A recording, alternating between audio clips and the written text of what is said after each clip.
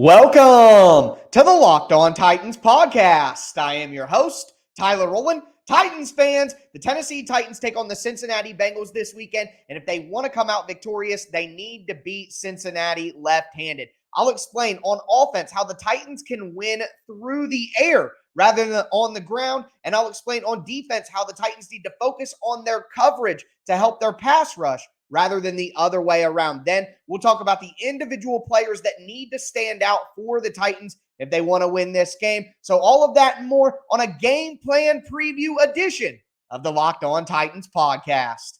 Let's get it. You are Locked On Titans, your daily Tennessee Titans podcast, part of the Locked On Podcast Network, your team every day.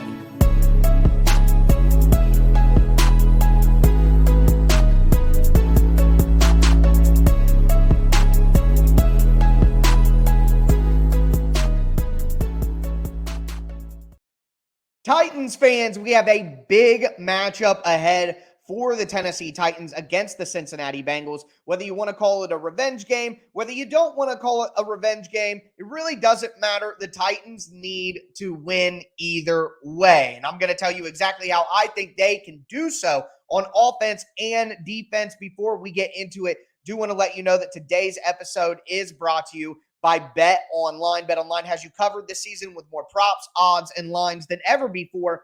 BetOnline, where the game starts. Thank you guys for making the Locked On Titans podcast your first listen every day. If this is your first ever listen or you just haven't subscribed yet, make sure you stay locked into the Locked On Titans podcast for free Monday through Friday, Tennessee Titans content all year long on all platforms, including the Locked On Titans YouTube channel. Subscribe there, smash the notification bell, and throw a thumbs up on the video right now if you think the Titans can knock off the Bengals this weekend. You can follow me on Twitter at TicTacTitans for all my in-game analysis and all my film work. Check out the show Facebook page at Locked On Titans Pod. But let's dive into the game plan here, and I'm going to start with the defensive side of the ball for the Titans. And again, the Titans need to win this game left-handed. What does that mean?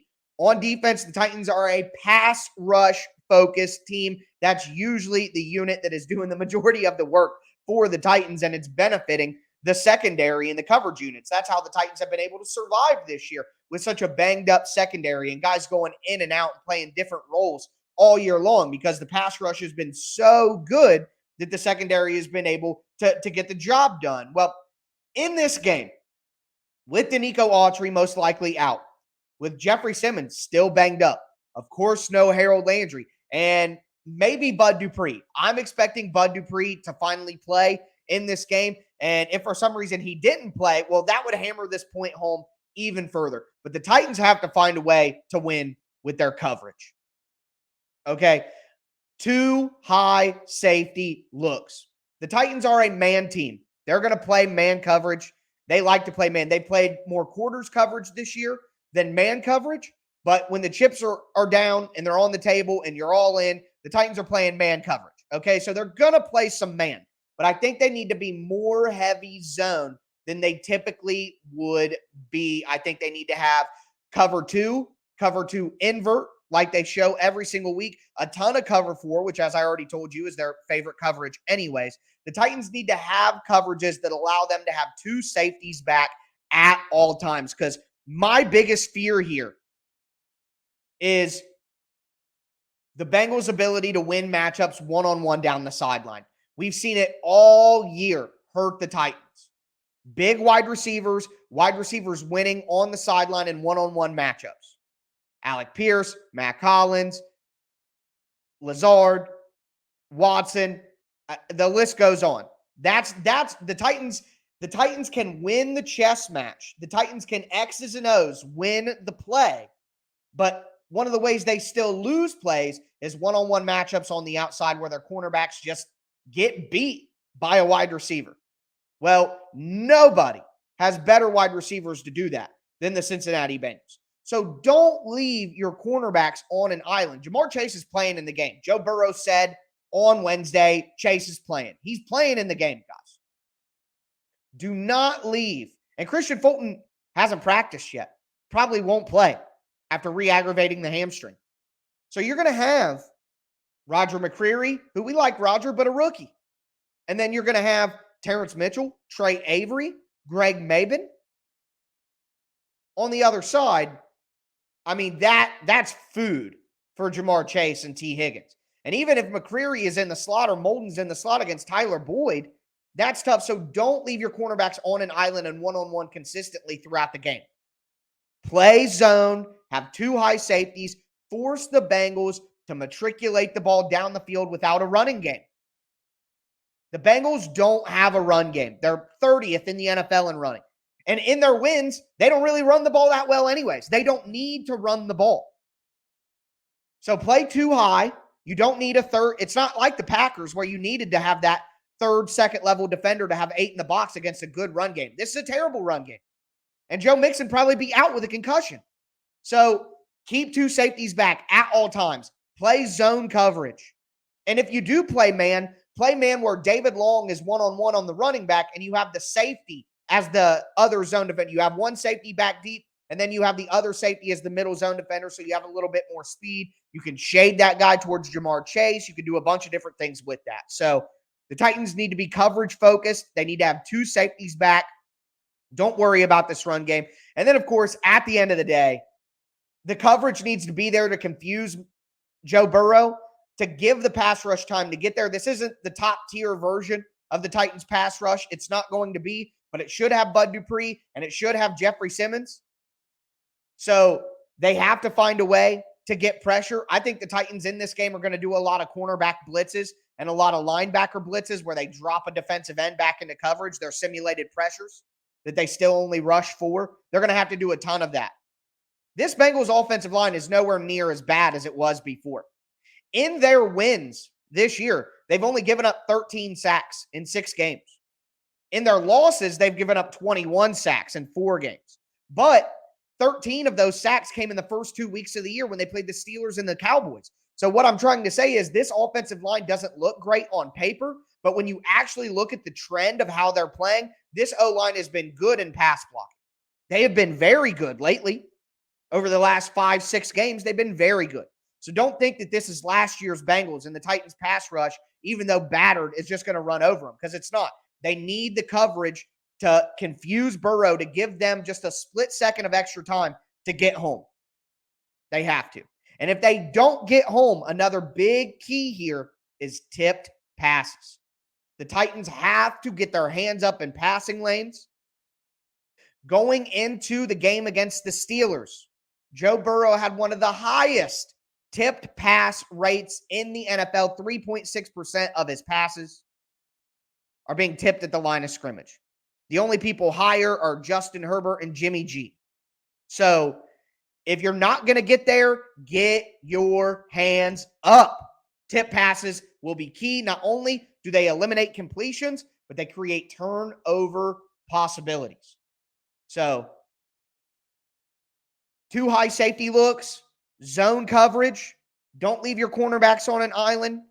Pass rush, try to get there. If you can't, tip passes. And then at the end of the day, this isn't like a schematic thing. It's just a note of what the Titans have to do. The Bengals are number 1 in the NFL in red zone offense, 75% touchdown conversion rate. You got to force field goals. You just absolutely have to.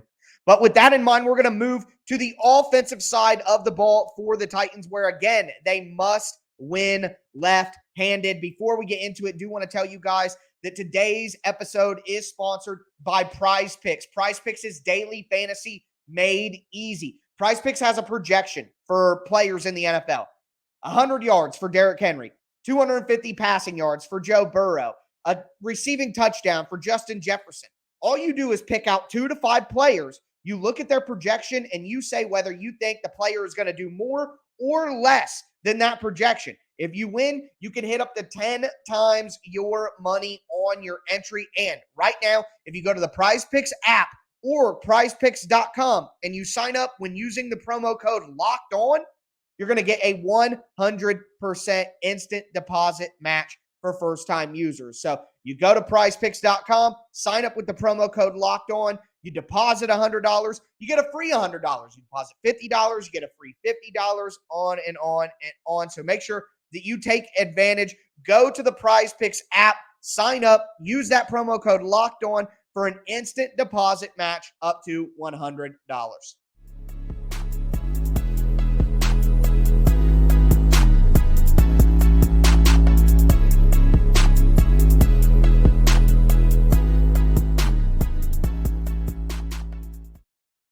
Titans fans, let's continue today's game plan preview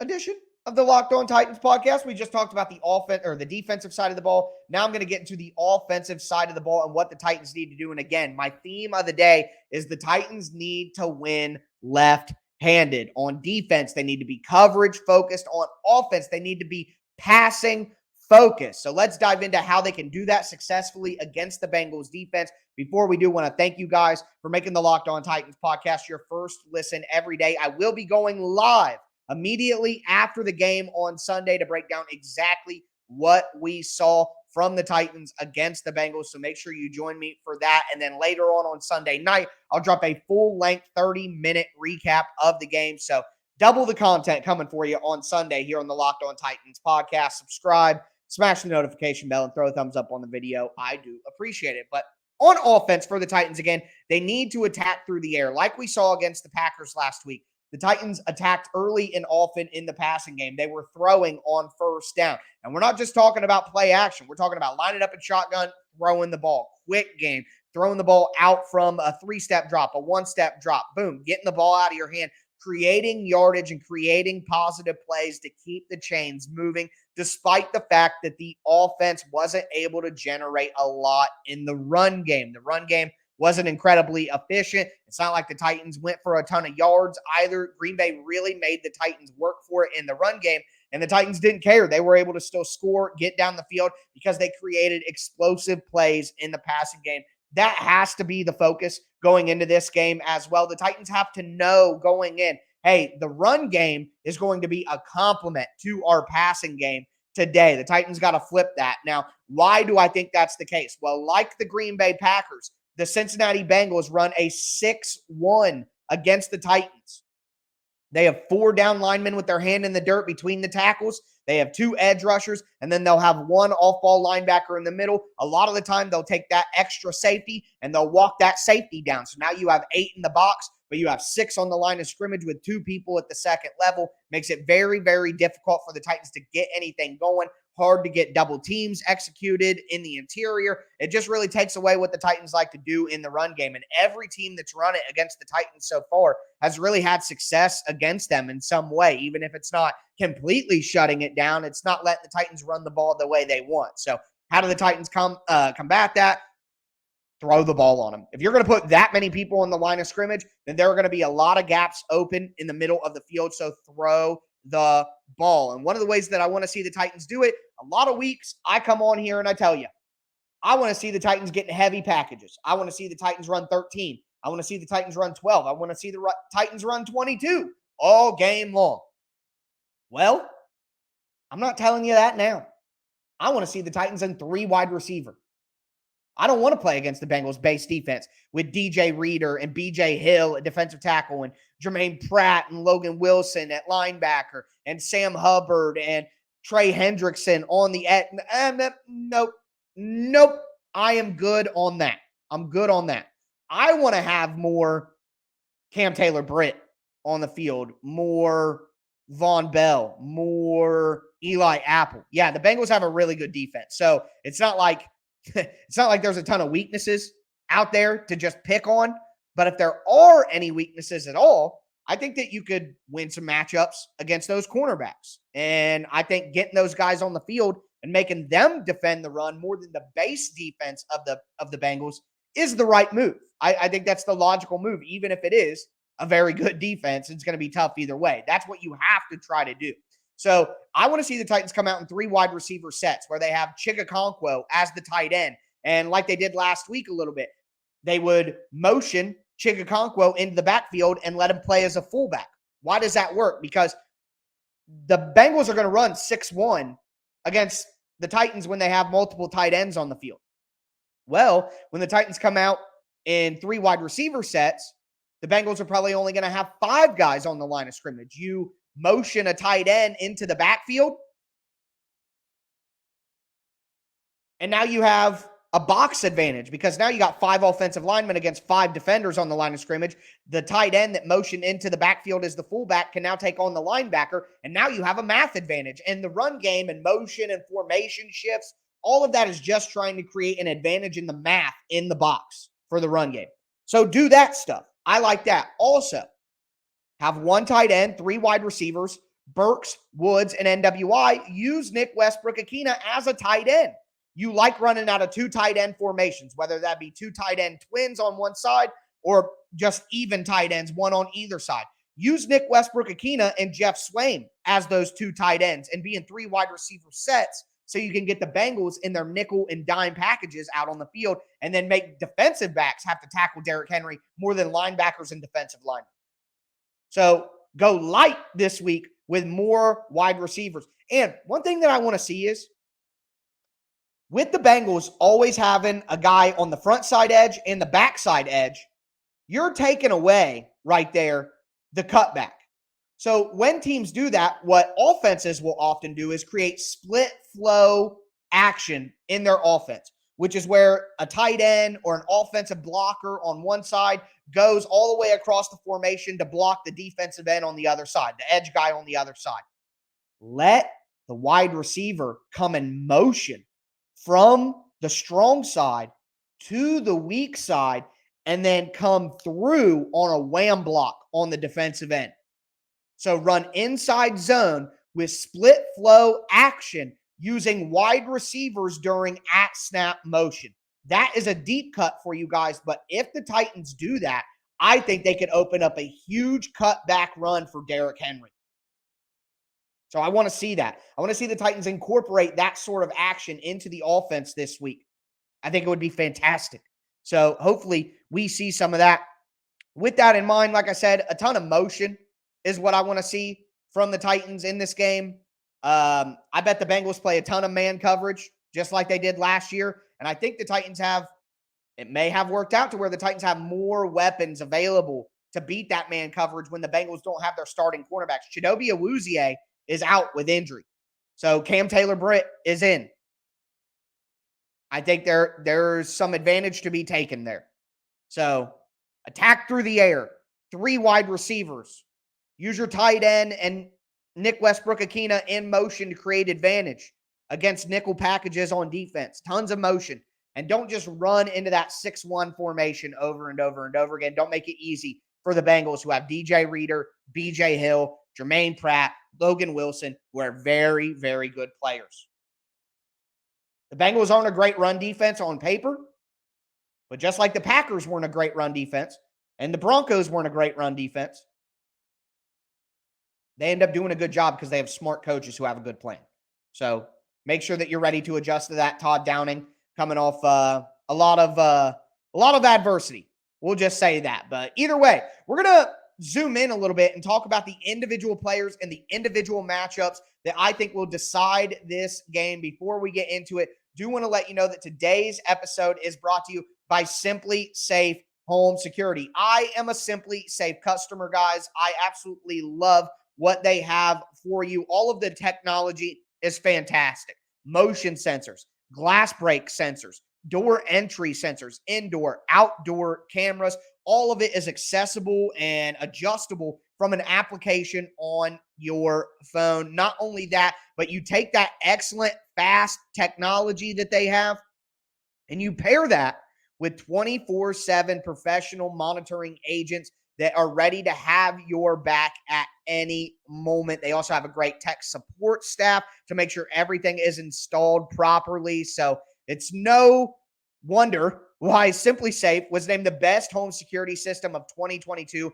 by U.S. News and World Report, a 3rd year in a row. In an emergency, the 24/7 professional monitoring agents use that Fast Protect technology exclusively from SimpliSafe to capture critical evidence and verify the threat is real so you can get priority police response. Don't miss your chance to save big on the only security system I recommend. Get 50% off any new SimpliSafe system at simplisafe.com/ Locked On NFL. That's their biggest discount of the year, so don't wait. SimpliSafe.com/Locked On NFL. There is no safe like SimpliSafe.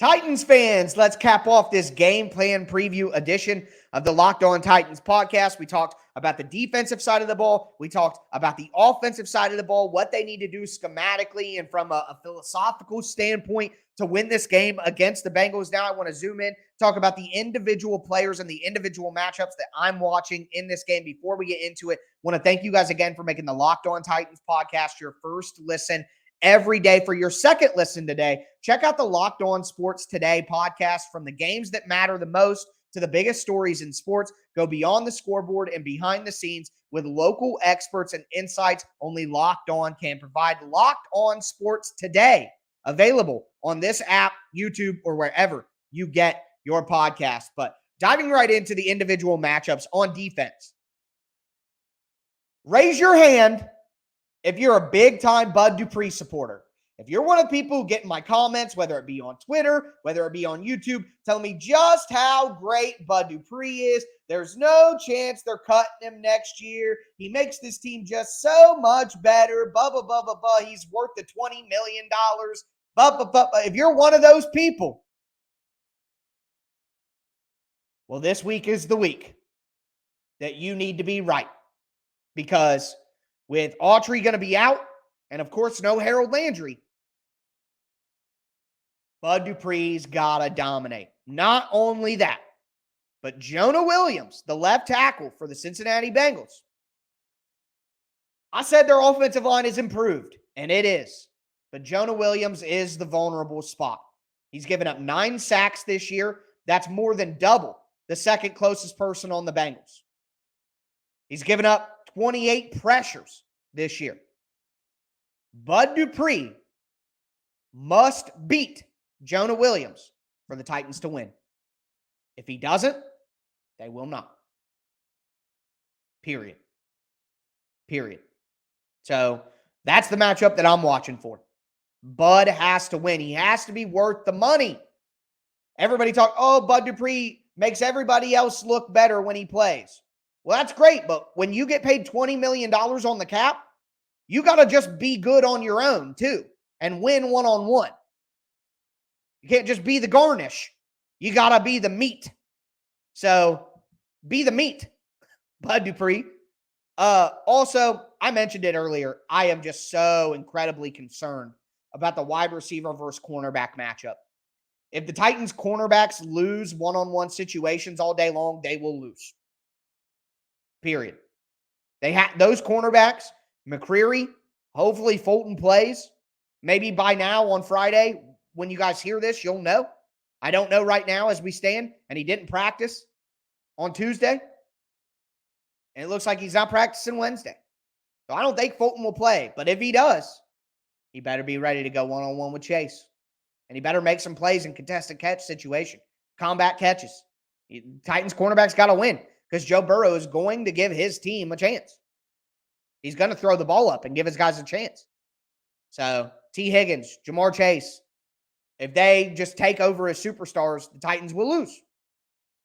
That's why it's important to keep 2 safeties back. Give those guys help, man. Do not put McCreary and Avery and Maben and Mitchell on an island out there against those guys. Don't do it, please. I beg you. Give them safety help. Also, just want to mention David Long on Samaje Perine. Perine had 3 receiving touchdowns out of the backfield. If the Titans go man coverage against the Bengals during those times, it'll be David Long on the running back. He's got to win that matchup and in the run game as well. But I'm not really that concerned about the run game here. So in man coverage on the running back in passing situations. And then, like I said earlier, I think the Titans need to bring some blitzes off the slot. The Titans need to bring some blitzes up the middle. You can drop the defensive end on the other side if you want to keep it only 4 rushers. But the Titans need to do that. And when they do that, David Long's got to get home. He's got to get pressure on Burrow, and he's got to take him down. So David Long needs to have a huge game if the Titans are going to win this one. That's how I feel about that. So on offense, the interior offensive line, Aaron Brewer, Nate Davis, Ben Jones, or Dylan Radins, whoever it ends up being, depending on last update was Ben Jones is not out of concussion protocol. So with Ben Jones being an older player and like Mike Vrabel's son, I'm sure they will take it easy on him. So maybe Ben Jones doesn't play. Either way, last year the Bengals had a lot of success against the Titans with that interior front, and they didn't have DJ Reader. So DJ Reader, BJ Hill, the Titans can't let them completely ruin the game plan. They just can't. So I'm watching that. Also, just the entire offensive line here. Hendrickson and Hubbard against Daly and NPF. I just think the Titans are at such a disadvantage when you look at the defensive line of the Bengals versus the offensive line of the Titans. It is a bigger disadvantage right now with the current state of the units. There is a bigger disadvantage between the Titans pass rush and the Bengals offensive line than there is the Titans offensive line and the Bengals pass rush. So I'm worried about that. Usually the Titans have that advantage. They do not have that advantage right now. So worried about that. That's going to really determine the game because, like I said, I think the Titans need to win through the air. And if the Bengals defensive line just wrecks the Titans offensive line, you can't do that. You can't do that. So we'll see what happens there. Preston Smith and Kenny Clark are pretty good rushers for the Packers, and the Titans held up there. So there's hope. And then, of course, Treylon Burks has to keep it up. And like I said, Eli Apple and Cam Taylor-Britt are some of the only weak spots on the Bengals defense. It's a very good defense collectively. But those are two players who you feel like, Treylon Burks could win some matchups. He won some matchups against Jair Alexander last week. You could think he could win some against Eli Apple and Cam Taylor-Britt. So Treylon Burks has to be a first-round wide receiver stud. He's got to be. That's just what it is. And the Bengals wide receivers are going to make plays in this game.